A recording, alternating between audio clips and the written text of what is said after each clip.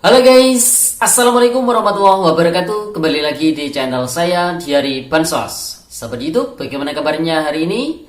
Semoga sahabat YouTube semua dalam keadaan sehat, tambah rizkinya, dan tentunya semakin sukses. Pada kesempatan kali ini saya akan menginformasikan kepada sahabat YouTube semua tentang positif aturan baru saja diterapkan. 5 syarat ini harus dipenuhi KPM agar bantuan BPNT bisa cair di tahap 4 tahun 2023 besok. Nah, kira-kira aturan barunya seperti apa? 5 syarat ini apa saja? Nah, untuk mengetahui jawabannya, simak terus videonya. Jangan di skip supaya tidak menimbulkan gagal paham dan tentunya salah paham.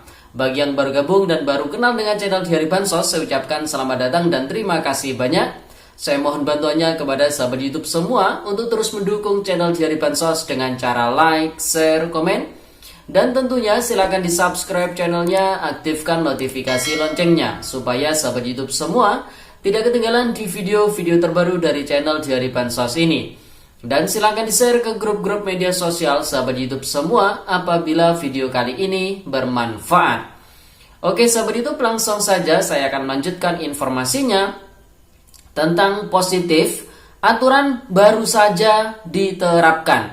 5 syarat ini harus dipenuhi oleh para KPM agar bantuan BPNT bisa cair di tahap 4 tahun 2023 besok.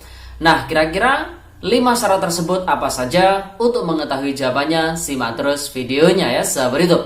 Nah, sahabat YouTube, Kementerian Sosial Republik Indonesia diamanati oleh pemerintah untuk menyalurkan bantuan sosial, baik yang bersifat reguler maupun yang bersifat khusus ya sahabat YouTube. Yang bersifat reguler tentunya ada 3 bantuan sosial yang secara rutin disalurkan setiap tahunnya oleh Kementerian Sosial Republik Indonesia. Bantuan tersebut meliputi bantuan program Keluarga Harapan atau PKH, kemudian bantuan sembako atau lebih dikenal dengan bantuan BPNT, dan yang terakhir adalah penerima bantuan iuran KIS PBI ya sahabat YouTube.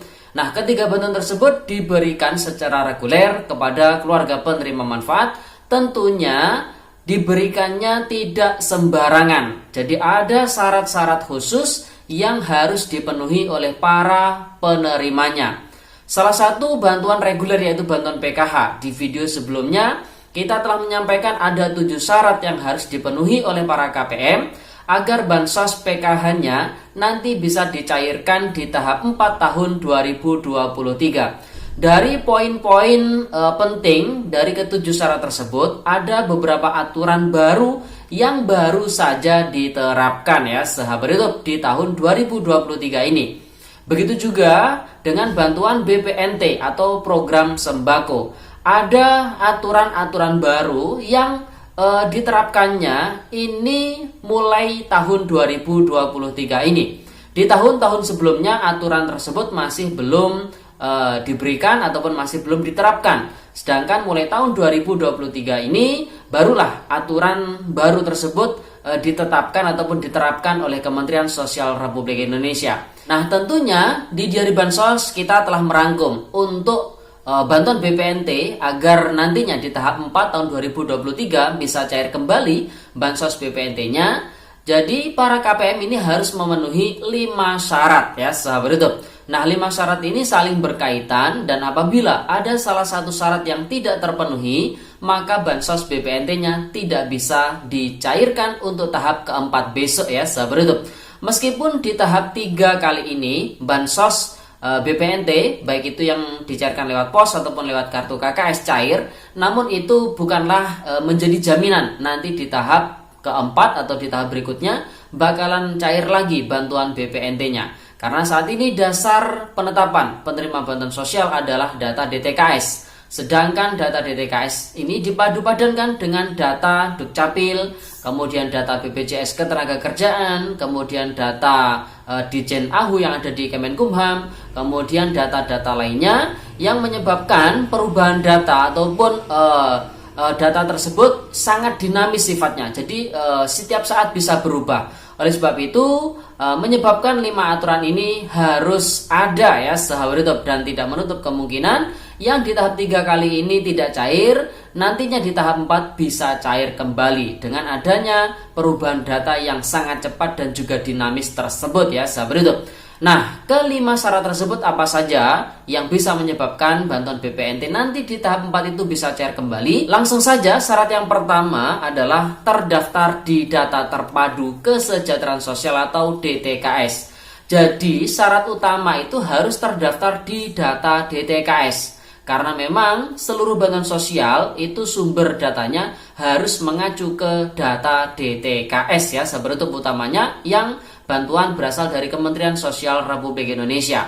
Nah, tentunya bagi masyarakat umum yang belum pernah mendapatkan bantuan sosial, kemudian sangat layak untuk dibantu oleh pemerintah, maka langkah awal yaitu harus terdaftar dulu di data DTKS ya, sahabat YouTube. Nah, jadi masyarakat ini bisa mendaftar di desa ataupun kelurahan. Nanti desa ataupun kelurahan akan melakukan musdes atau muskel untuk menetapkan si pengusul atau warga tersebut layak atau tidak masuk ke dalam DTKS. Nah, tugasnya desa ataupun kelurahan ya sebatas pengusulan. Sedangkan nantinya yang menetapkan dia dapat bantuan atau tidak itu langsung dari Kementerian Sosial Republik Indonesia. Nah, selain mengusulkan ke desa yang mana nanti lewat musdes ataupun muskel, masyarakat ini juga bisa melakukan usul melalui menu usul di aplikasi Cek Bansos yang bisa di-download di Play Store ya, sahabat itu. Nah, jadi syarat yang pertama supaya bantuan BPNT bisa cair lagi di tahap keempat besok adalah terdaftar di DTKS. Kemudian syarat yang kedua adalah dinyatakan layak oleh pemerintah daerah. Ini termasuk aturan yang lama, namun ini tetap dipakai di tahun 2023 ini, yaitu dinyatakan layak oleh pemerintah daerah. Karena setiap bulannya pemerintah daerah itu melakukan proses verifikasi kelayakan bagi para penerima bantuan sosial ya, sahabat YouTube. Ketika masih dinyatakan layak, potensi dicairkan di tahap keempat besok terbuka lebar. Kemudian syarat yang ketiga ini tergolong syarat yang baru ya, sahabat YouTube, dan baru ditetapkan di tahun 2023 ini, yaitu bukan penerima upah atau gaji di atas UMP, upah minimum provinsi, atau UMK, upah minimum kabupaten atau kota. Dan si penerima tersebut sudah terdaftar di BPJS Ketenagakerjaan. Karena saat ini data DTKS juga dipadu-padankan dengan data BPJS Ketenagakerjaan. Nah, apabila si penerima itu tercatat di data BPJS Ketenagakerjaan sebagai penerima upah yang mana upahnya di atas UMP ataupun UMK, maka secara otomatis si penerima tersebut akan dicoret bansosnya ya, sahabat YouTube.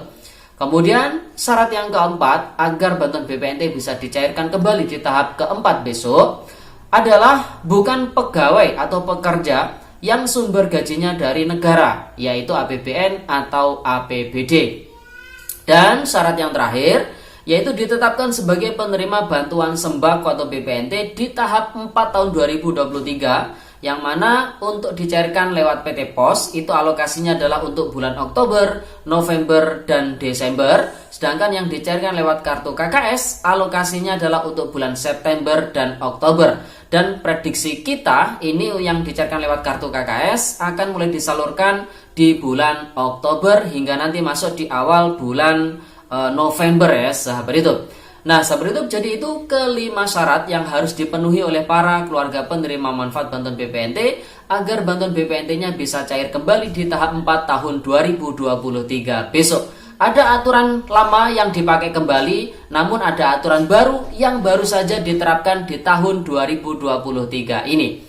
Oke, sahabat YouTube, itu informasinya. Semoga videonya bermanfaat dan sampai jumpa di video dari Bansos terbaru berikutnya. Sekian, terima kasih. Salam PKH. Wassalamualaikum warahmatullahi wabarakatuh.